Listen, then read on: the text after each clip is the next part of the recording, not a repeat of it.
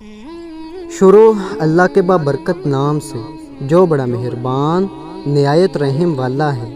صبح صبح دروازہ کھٹکھٹایا، وہ چارپائی سے اٹھے، دروازہ کھولا تو سامنے ان کی بڑی بیٹی اپنے 2 بچوں سمیت کھڑی تھی۔ ارے عائشہ، تم اس وقت؟ نعمان کہاں ہے؟ چھوڑنے نہیں آیا؟ انہوں نے مجھے طلاق دے دی ہے بابا۔ لڑکھڑاتی ہوئی آواز جیسے ہی ان کے کانوں میں پڑی، کچھ لمحوں کے لیے جیسے ان پر سکتہ طاری ہو گیا۔ بیٹی کو گلے سے لگایا، کچھ بھی پوچھنے کی بجائے اپنی آواز کی کپاہٹ پر قابو پاتے ہوئے بولے، بابا ابھی زندہ ہیں، میرے بچے، بابا ابھی زندہ ہیں۔ جوان بیٹی کی طلاق نے ان بریش بزرگ کی کمر توڑ تو دی تھی، مگر وہ اپنے آنسو بیٹی سے چھپا کر اسے تسلیاں دینے میں لگ گئے۔ سارے راستے وہ یہی سوچتا آیا کہ کس طرح بیوی کو اپنی ملازمت سے نکالے جانے کا بتائے۔ عید سر پر تھی، جیب خالی تھی، ملازمت اب پتہ نہیں دوبارہ کب ملنی تھی۔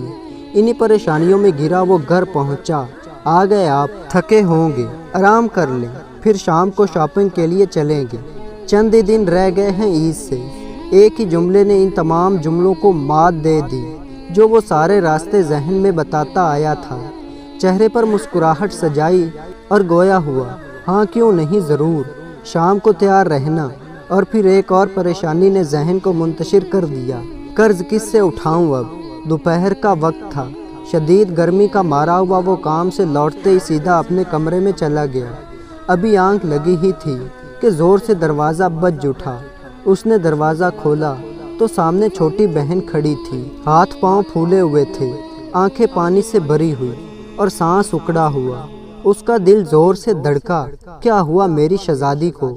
کسی نے کچھ کہا؟ بھیا، وہ گلی میں کالج سے واپس آ رہی تھی تو گلی میں کچھ لڑکے میرے پیچھے پڑ گئے، روزانہ تنگ کرتے ہیں، مگر آج تو حد ہی کر دی۔ اتنا سنتے ہی غصے سے اس کا چہرہ سرخ ہو گیا۔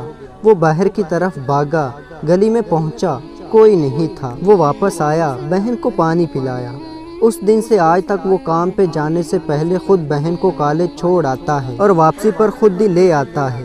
میرے دوست کی ماں کا آپریشن تھا، ہسپتال جاتے ہوئے سارے راستے میں یہی سوچتا رہا کہ آپریشن کے لیے اتنی بڑی رقم کا انتظام کیسے کیا اس نے۔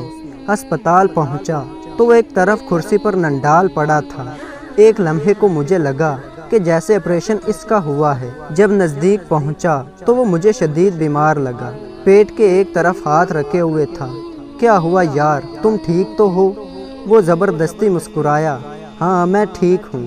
اسی لمحے کچھ سوچ کر میں لرزا گیا۔ میں نے مشکوک انداز میں اس سے پوچھا، پیسے کہاں سے آئے؟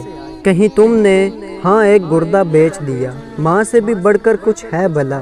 ہم اکثر مرد کا ایک ہی روپ ہی دیکھتے ہیں کہ وہ ظالم و جابر اور ہوس پرست ہے، مگر ہم یہ بھول جاتے ہیں کہ مرد کے اور بھی کئی روپ ہیں۔ وہ باپ، بیٹا، بھائی اور شوہر کی شکل میں عورت کا محافظ بھی ہے۔